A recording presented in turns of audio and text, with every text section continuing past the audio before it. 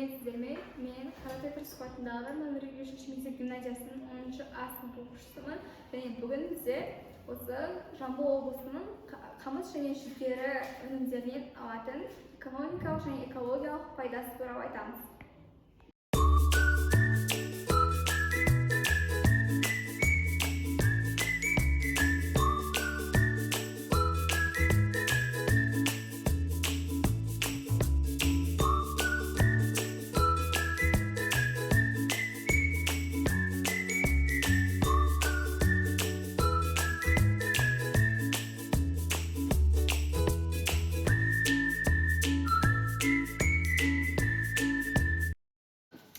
Қазіргі таңда бізде экономикалық және экологиялық проблемалар бар, және олардың шешімін табу қазіргі таңдағы үлкен бір жоспарлардың бірі.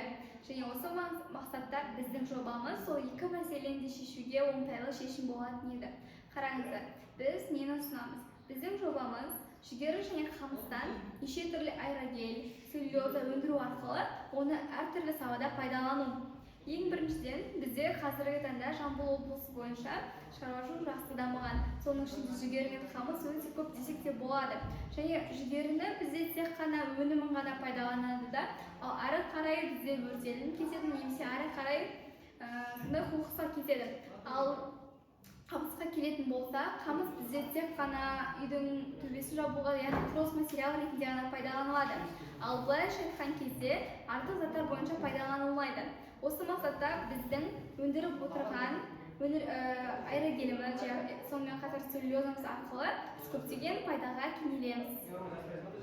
Қазіргі таңда бізде барлығымызға белгілі экологиялық және экономикалық проблемалар бар, және оның шешімін табу қазіргі таңда үлкен жоспарлардың бірі. Және осы жоспар бойынша бізде бірнеше факторға сәйкес келетін өнім бар. Ол бізде ластаушы заттарды тиімді бейтараптандыру және жою, табиғи ресурстарды дұрыс пайдалану, және оны экономикалық және экологиялық тұрғыда дұрыс пайдалана алу деген секілді бізде қамтиды. Осы бойынша бізде ең бірінші бізде қазіргі таңдағы заманауи әмбебап құралдың бірі, бізде өнімнің бірі аэрогель және целлюлозаны аламыз. Бұл бізде қандай материалдар арқылы жасалады? Ең біріншіден бізде бұл материалдар қамыс және жүгерінің сабағынан жасалады десек болады. Біз бірнеше күн бойы зертхана жұмыстарын жүргізу арқылы оның қандай мақсатта пайдаланылатынын білдік, зерттедік. Ең біріншіден бізде жүгері және қамыстың сабақтарын аламыз. Оларды ендігі кезекте бізде өнім алу процесі бойынша бізде целлюлоза және аэрогельді алу әдістері. Бұл бізде 4 процесстен тұрады. Ең біріншісі ерітінді дайындаймыз. Бұл жерде шикізаттар керек болады. Қамыс, мақта, ағаш массасы дегенде оларды өңдеп, целлюлоза және аэрогель бөліп алуымыз керек. Яғни қалай бөліп аламыз? Ең біріншіден қамысты аламыз және оны натрий оксиді немесе литий хлориді деген секілді арнайы сұйықтықтарға құю арқылы бізде сұйықтықты дайындап аламыз. Екіншісі бізде гель түзу процесі. Гель түзу процесінде бізде целлюлоза ерітіндісі қалыптарға құйып, арнайы еріткішке немесе температураның әсерінен қатты немесе арнайы массаға айналады. Үшінші процесс бізде еріткішті алмастыру. Гидрогельдегі суды басқа органикалық еріткіштерге, мысалы этанолға, ацетонға ауыстыру арқылы бізде арнайы гель дайындалады. Және соңғы процесс бізде еріткіш кептіру. Яғни бізде оған дейін аэрогель түзілді, енді бізде аэрогельді кептіру әдісі арқылы лиофилизация жасаймыз. Бұл жерде бізде аэрогельдің кеуекті құрамын сақтау үшін аса маңызды кезең болып келеді. Ең тиімді бізде, яғни мұздатып кептіру арқылы осы бізде практика нәтижесінде бізде дайын болған өнімнің сортталу қасиетін зерттедік. Ең біріншісі бізде өсімдік майы, екіншісі мұнай майы, үшіншісі су және төртінші тәжірибеміз бізде экономия болды. Осы 10% шкала бойынша сыйымдылығы бізде ең жоғары көрсетілген бізде өсімдік майы. Өсімдік майы 10 баллдық шкала бойынша 2,6-ны көрсетті. Екінші бізде мұнай майы 2,3-ді көрсетті. Үшіншісі су өте төмен, ең төмен дәрежеде. Және соңғысы бізде этанол ондан 1,4-ті құрады. Енді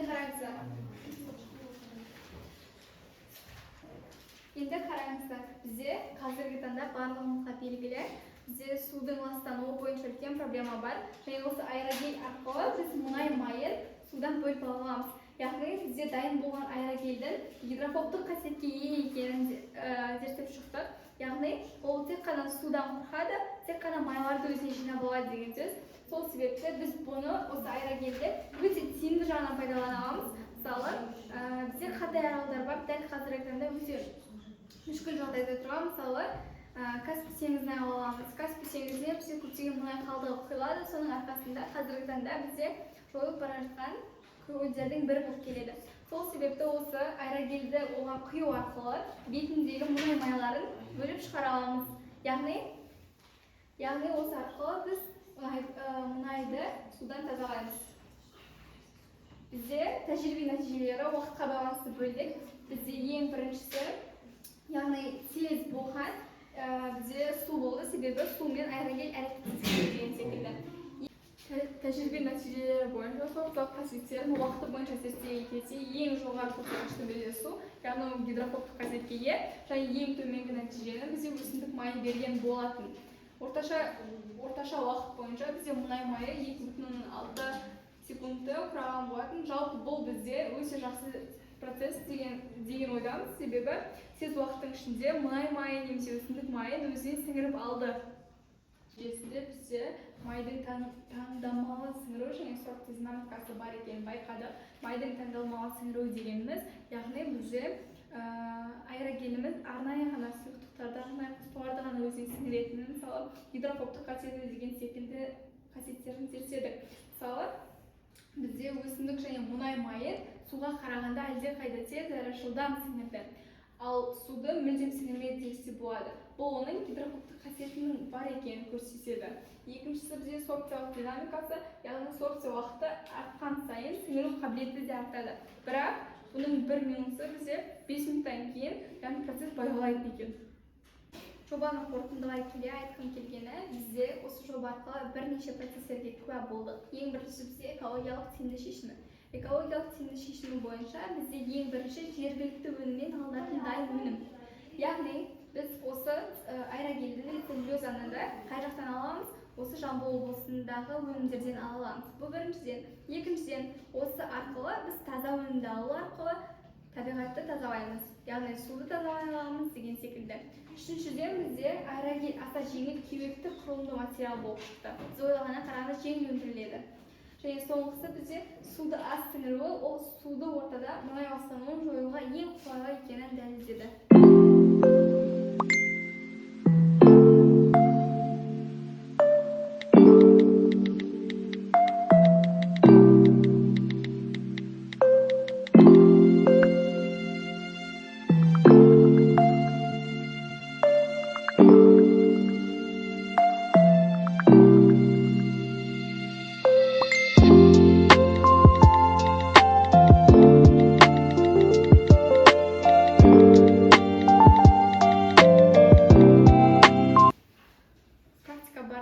Бізде екі өнім алдық. Біріншісі аэрогель болатын болса, екіншісі целлюлозадан жасалған қағаз. Енді бұл жерде біз практика барысында целлюлоза алдық. Целлюлоза бізде осы қамыс пен жүгерден жасалған. Зерттеу барысында ең біріншіден бұны күштеу өткен кезде бізде үлпілдек пайда болды. Оны аэрогельденіп, ақырында бізде қағаз шығаруға жарамды өнім шықты.